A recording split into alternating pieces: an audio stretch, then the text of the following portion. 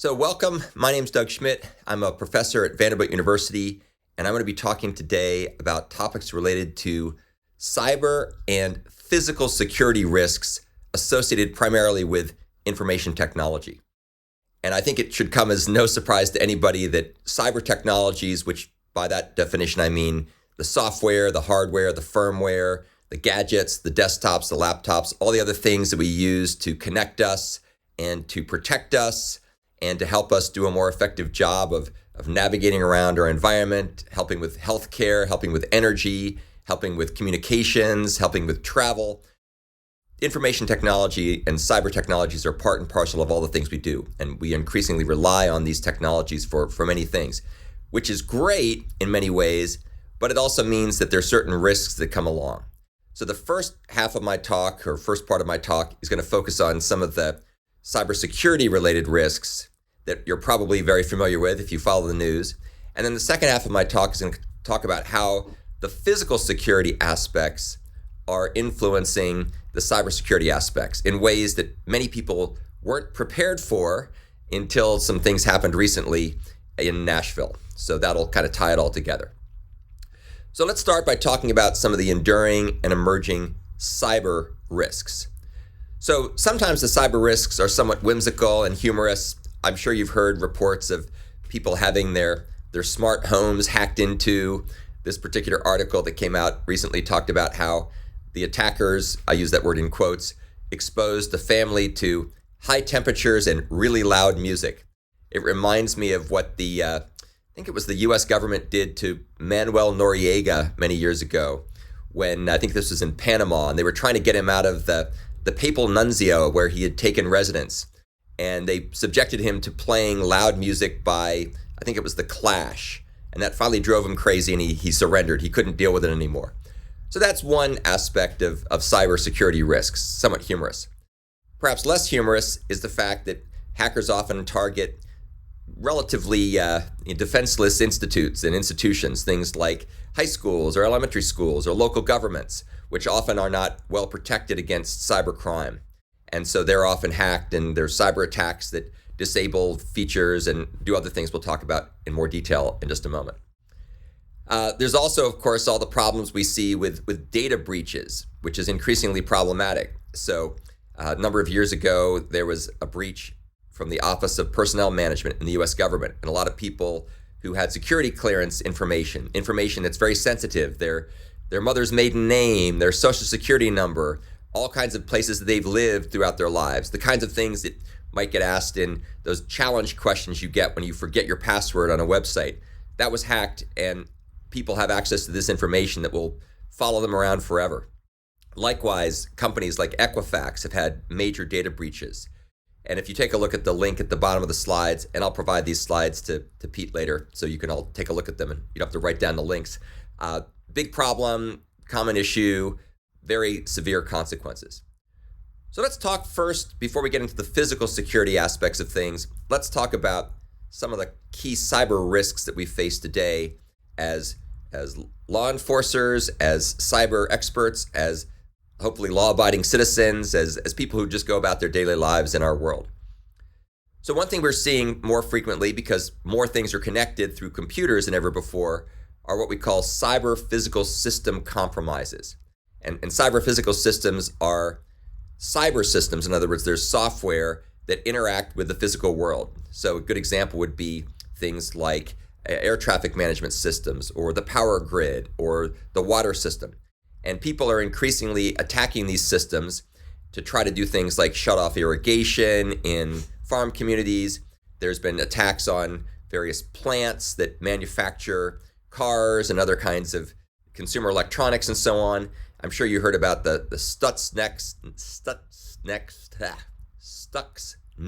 attack in I think it was in Iran a number of years ago, about a decade ago, where people shut down some centrifuges, and good examples of cyber physical attacks. This is increasingly a big problem because many, many things are now controlled by computers. Another problem we're seeing a lot of, and you've seen this in the news within the last couple of weeks, so-called supply chain attacks on so-called managed service providers, people who provide communications infrastructure, people who provide web services, people who provide back office services, people who provide things like updates and push patches and fixes from some central server or some central service to people's consumer electronics or home computers or computers that you would find in a place of business. There was a recent attack on something called Kaseya, where they did a ransomware attack, and instead of providing patches and fixes from the provider of these patches and fixes, instead the ransomware people disseminated computer viruses and ransomware software that basically crippled a number of different companies and were very disruptive. So it's kind of a sign of a changing style of attack. Very, very problematic. Along those lines, ransomware breaches are a big problem. If you take a look, you undoubtedly have seen in the past 6 months, there's been ransomware attacks on oil and gas pipelines like the Colonial Pipeline. There was a ransomware attack on a beef supplier of all things, I believe called JBS, where they shut down a lot of the beef production facilities in the US and around parts of the Americas. People have been extorting money from universities by threatening to release student records and grades and information about employees and salaries and things like that. This is becoming an incredibly big problem. And the problem, of course, is that people all around the world can wreak havoc on us and other countries that are heavily dependent on cyber technologies without having to leave the safety of their own homes or their own places of business to do these kinds of attacks. So definitely a real problem. If we were being, if missiles were raining in on the US day and night at the same rate that these ransomware attacks are, we'd be declaring war on everybody shooting missiles at us. But we don't really know exactly where these attacks are coming from. We have a good idea, but having a way to identify the perpetrators and shut them down, very, very, very hard. Another problem we see a lot of, especially in places like universities, are attacks on data that is meant to be confidential or sensitive. So, for example, a lot of universities are doing research on coronavirus and various treatments and vaccines and the origins of where this came from and what we might do to mitigate the threats. And surprise, surprise, a lot of cyber hackers are targeting those universities and trying to exfiltrate the research that they're doing on these topics because they think they can use that for various purposes. Maybe get an edge in creating a vaccine or to get an idea of what might be some intellectual property that could be valuable in the black market and so on. And then something else that's not really a problem quite yet, but is likely to become a really big problem down the road is the concept or the issue of deep fakes, where you can spoof someone's voice or someone's face to make it appear like they're saying things that they don't really want to say. I think we're most likely to see these kinds of attacks during election years where you want to have your political opponent appear to say something ridiculous that will make them lose votes. And it'll look so convincing, it's hard to believe that that's not really the right person, or not the actual person saying it. This is a big problem in email compromise, business email compromise attacks, where someone sends an email that appears to be from your boss or your comptroller or your finance person and saying, transfer this money from one account to another, don't ask any questions, I'm getting on an airplane, and if you don't do it, you'll lose your job. And not surprisingly, people fall for those kinds of things. So deep fakes are a big problem, and they're become a bigger problem with the advent of more sophisticated machine learning and artificial intelligence tools that are available to the average hacker who wants to cause trouble. So those are some of the cyber risks. And now I'm going to kind of shift a little bit and talk about the physical aspects of cyber. So most people in the cyber industry, cyber defense, cybersecurity, have been focusing the last decade or two on the software-related aspects and the cyber-related aspects. And that's important because those are very important risks. But every once in a while, many of us get taken by surprise when we discover there's a physical aspect to cyber. And nowhere was this more obvious than in Nashville about 7 months ago, right on Christmas Day, in the early morning of Christmas morning on December 25th, 2020, there was a bombing that took place in downtown Nashville. And you can read about it here in a nice synopsis form in the Wikipedia article. And I thought I would spend a little time on this because it's really eye-opening, at least it was to me, about the physical aspects of cyber. So what happened, if you don't know the details, and you probably already know a lot of this stuff, but just to recap it briefly, a person drove up in a RV and parked in front of what appeared to be an innocuous looking building in downtown Nashville and started playing very strange things out of the loudspeaker that was on the top of their RV. At first, it was basically a warning message that said, evacuate immediately, do not approach this vehicle, you are not safe, get out of here as quickly as you can, something bad will happen, along those lines. And then shortly before the vehicle exploded, it started playing bits and pieces of Petula Clark's 1964 hit Downtown. Not really quite sure, other than the fact they were in downtown, what the significance of that was, but that's what played. And then shortly after that, the bomb went off and it wreaked havoc on a very important part of cyber infrastructure, namely the AT&T building, which was essentially a switching hub that was in downtown Nashville. Now, it also caused a lot of damage on surrounding buildings, various shops and sort of restaurants and sort of apartments and things like that. Miraculously, no one was killed. There were some people who were injured, but the first responders who showed up on the scene managed to get everybody out of harm's way. I don't quite know how that worked, but that was the good news. So nobody was killed, but a lot of damage.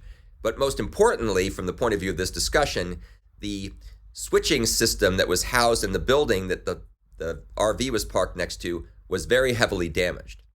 And there was a number of somewhat unexpected consequences. In fact, very unexpected consequences of this. I happened to be in Florida at the time when this occurred, but my folks who live in the Nashville area, they're like 30 miles away from Nashville, they lost their internet and their phone service and their TV for actually a couple of days.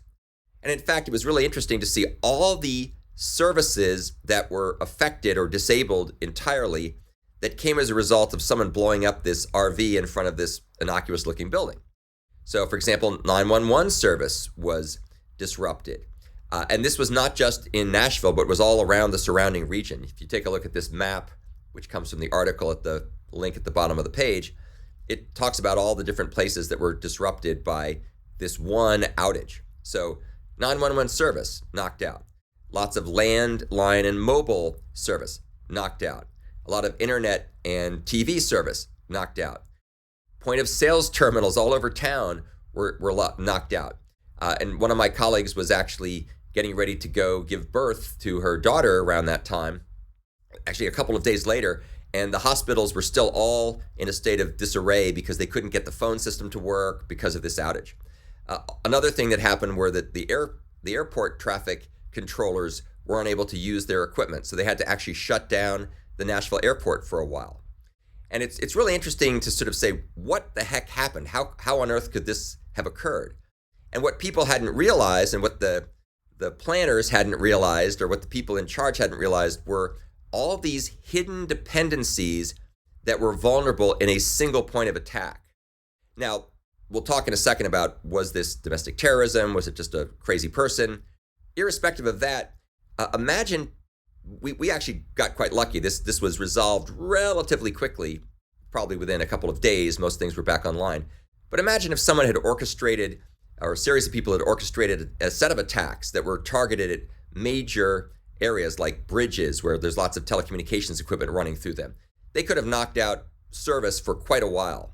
And that's not only a problem for all of us internet junkies who can't go more than about 30 seconds without getting a fix from Facebook or social media or TikTok or the stock ticker or whatever it is we're obsessed with, but it can have very serious consequences on all kinds of things about safety and first responding and fighting fires and police dispatch and so on and so forth. And I think very few people realized the single point of failure that existed here in this one place in town. Now, another thing I should mention about this is very sort of sad. When they tried, for the first couple hours, they managed to bring back a lot of the equipment and run it through battery power. They had a battery-based generator there. But after a while, the batteries ran out of juice, and the way that they had planned to recharge the batteries was through the electrical system, but apparently the electrical system in the building and other parts of the building were powered by natural gas, and so as a consequence, they had to turn off the gas because there were fires in the building, and therefore they couldn't keep the power going, and therefore eventually the generators ran out of juice, the batteries ran out of juice, and so a lot of things got shut down for a long time. And you can also imagine what a mess it was to try to go into that environment and clean up this morass, this Gordian knot of cables and wires and things that most people probably didn't even know what they did anymore. They'd just been there for decades in some kind of legacy extravaganza of entanglement. Well, there's a bunch of interesting questions that arise from this. There was an investigation into what had happened, and this was the guy who was the perpetrator. But it really, I don't think it's clear to this day exactly what his motives were. Was it domestic terrorism? Was he just a person who perhaps thought that, 5G transmissions were causing coronavirus, or what was really going on in his mind to cause him to do this? There was lots of speculation about what it might have been. And in fact, he did something interesting, which was he broadcast to anybody who happened to be in the vicinity that they should evacuate as quickly as possible. Kind of an Irish Republican Army-like tactic to get civilians out of the way as well as they could. So it's not really clear whether it was domestic terrorism, but it certainly caused a lot of problems and definitely opened a lot of people's eyes as to the vulnerabilities and the dependencies that we have in our communication systems, certainly in Nashville, if nowhere else. So I think the question we should ask ourselves as a result of this is, what did we learn from this? Were there any vulnerabilities that we had that have been addressed? And I did a little bit of digging around, and there really hasn't been a whole lot of discussion of this after about the first month or two about what the aftermath was. So a lot of the discussions for the next couple months was the fact that AT&T apparently wouldn't say much. They didn't come to the hearings to talk about what went wrong. And there was a lot of demand for accountability and a demand for explanations of what had happened. But people really didn't have a good idea of why this occurred. So I'm going to give you some speculations about what might have happened. So one of the speculations I have is that these systems had been around for a very long time. And you can imagine that an infrastructure like this doesn't just sprout out overnight. It grows organically for probably decades, many decades, in fact. And I suspect very few people really understood what was in that facility, number one. And number two, because it had grown up organically and it was in the heart of the city, it was very difficult and very expensive to safeguard. In contrast, for modern systems, when people like Facebook, who are building a facility in Gallatin, Tennessee, or people like Google or Amazon, they build a data center, the inclination now is to put it someplace far away from major metropolitan areas with many layers of physical security, with gates and barbed wire and walls and guard dogs and people with badges and weapons running around protecting the place, because they know that these data centers are tempting targets for bad guys. But this type of system had grown up organically over a long period of time, and I bet people sort of just forgot it was there. At least most people had forgotten it was there. And therefore, they had not had an effective model for trying to keep the physical security of this cyber infrastructure. And so when this happened, of course, people began to realize how vulnerable we were. But even with that, imagine that people had recognized the vulnerability 5-10 years ago. What exactly were they going to do about it? It was obviously incredibly well entrenched. It would be very expensive to try to move something like that. And without clear and present danger, most people tend to be optimistic that these problems will bypass them. Classic example of this would be Katrina in New Orleans, and what affected New Orleans, the hurricane that was, I believe, 2005 timeframe. There was never, people knew that the levee system and the dikes were vulnerable, but it was always too expensive to repair them in advance. And what an inconvenience, and we don't want to alarm people and so on. Of course, once you have the catastrophe, once you have the disaster, well then you got to spend 10x, 100x times the amount of time and money and resources to fix the problems that came from that. But people are often very reluctant to be proactive in addressing these things because there's never any money or very little money for proactive addressing these issues. We just have to wait till there's a catastrophe or disaster to fix it. So I just wonder whether we learned lessons from this. We certainly now have much better awareness that our cyber resources that we take for granted don't just happen because of magic. Just because something is a wireless signal doesn't mean that there's not something physical ultimately that's generating and routing and switching it around the region. So I think people have a much deeper understanding of the way in which those kinds of resources can be affected. So I hope that's something that woke some folks up with as well. Another very important challenge, which I'm sure was not done at scale, is testing backup systems.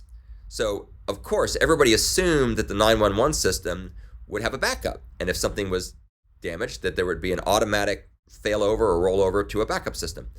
I'll bet you dollars to donuts that no one had ever tested the system in that type of a scenario at the scale at which it occurred. And so when it happened, it probably was something like the watertight doors on the Titanic that only worked if less than 5 of them were breached or whatever the number was. And after that point, the ship was going to sink. So nobody had bothered to test for these scenarios because they never assumed something like this at this magnitude would actually happen. So I hope that this gives people who are kind of the planners and the people who do simulations and prepare for problems are thinking a little bit more deeply now about how to take into account a wider range of vulnerabilities than they might have expected.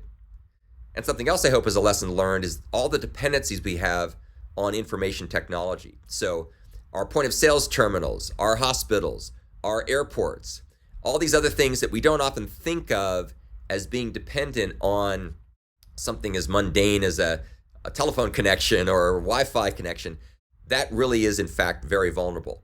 And that lack of awareness of the vulnerabilities is not just an issue for things like the bombing in Nashville, but it's really an issue for all the types of cyber challenges that I mentioned earlier. So things like ransomware, things like privacy breaches, elder scams, where people take advantage of the trusting nature of folks who didn't grow up in a world full of bad internet actors trying to scam them out of things. These all prey on our naivete. They all prey on our trust. They all prey on people's not being aware of how vulnerable they really are. So I think I would kind of wrap this discussion up by leaving you with a thought that if you want to be successful in this world, that the price of liberty or the price of freedom is eternal vigilance. And so we have to be responsible for knowing our vulnerabilities. We have to be responsible for helping our government and our technologists and our first responders and everybody else who's in this chain, the supply chain of help and reaction, to be more cognizant of the risks and to lobby hard and fast to be proactive in addressing them and not waiting till we have a problem like this before we can do something about it.